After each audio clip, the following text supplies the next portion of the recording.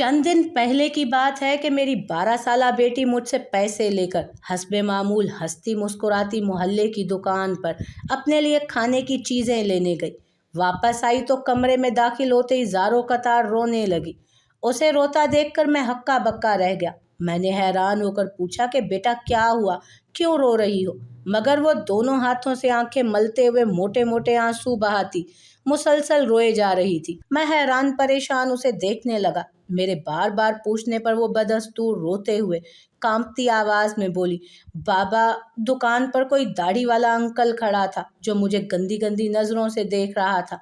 ये कहते ही वो और भी बिलक बिलक कर रोने लगी। मैं उसकी बात सुनकर शुष्तर रह गया। ये किसी मर्द का मेरी बेटी को दिया हुआ पहला आंसू था। मैंने आंसू बहाती अपनी बेटी को गौर से देखा, जो रोते हुए कांपती जा रही थी और मुझे मजलूमों की तरह रहम तलब नजरों से यूं देख रही थी कि बाबा मुझे हस्बे मामूल अभी गले लगाकर खूब प्यार करेंगे और हौसला देंगे।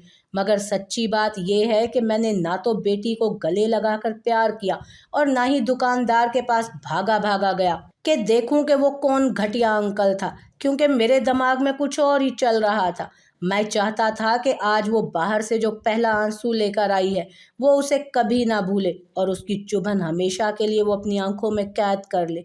असल में मुझे ये खदशा लाहक था कि अगर इस मौके पर मैंने अपनी बेटी को गले लगाकर पिचकारा तो वो लम्हा भर में ही कमज़ोर पड़ जाएगी हमेशा के लिए, और फिर हर वक्त मेरे पास रोती हुई आएगी और मुझे ही बार बार उसे गले लगाकर हौसला देना पड़ेगा, जबकि मैं ऐसा हरगिज़ नहीं चाहता था। मैंने रोती हुई अपनी बेटी को प्यार से अपने सामने बिठाया और कहा, देखो किंजा, उस अंकल का तुम्हें इस तरह ललचाई हुई नज़रों से घूरना महज घूरना नहीं था, बल्कि ये एक जंग है जो मेरी नहीं तुम्हारी है, और तुमने ही इसे लड़ना है, और वो भी अकेले। इसमें मैं तुम्हारा साथ नहीं दे सकूंगा। यूं रो धोकर तुम ये जंग नहीं जीत सकती, बल्कि रोते वो लोग हैं जो कमज़ोर होते हैं और कुछ करने की हिम्मत नहीं रखते। अगर तुम कमज़ोर हो और कुछ नहीं कर सकती तो ये लो टिशू और उधर कोने में बैठकर जी भर के आंसू बहाती रहो। टिशू कम पड़ जाए तो और मंगवा दूंगा। मैं तुम्हें रोने से नहीं रोकूंगा। मेरी बेटी ने आंसू साफ करते हुए कहा, नहीं बाबा, मैं कमज़ोर नहीं हूँ, मैं अपने बाबा की बहादुर बेटी हूँ। तो फिर इस तरह कमज़ोरों की तरह मेरे सामने रो क्यों रही हो? मेरी बात सुनकर उसने फौरन आंसू साफ किए और उसी वक्त रोना धोना बंद कर दिया। मैंने उसे मुखातिब करते हुए कहा, देखो बेटा, अगर फिर कभी कोई अंकल या लड़का तुम्हें यूं घूर घूर कर देखे तो बिल्कुल भी मत डरना और ना खामोश रहना, बल्कि बुलंद आवाज में सबके सामने कहना कि क्या बात है अंकल या भैया, क्यों मुझे इस तरह घूर घूर कर देख रहे हो। इतनी ऊंची आवाज में कहना कि आसपास खड़े लोग तुम्हारी बात सुन लें।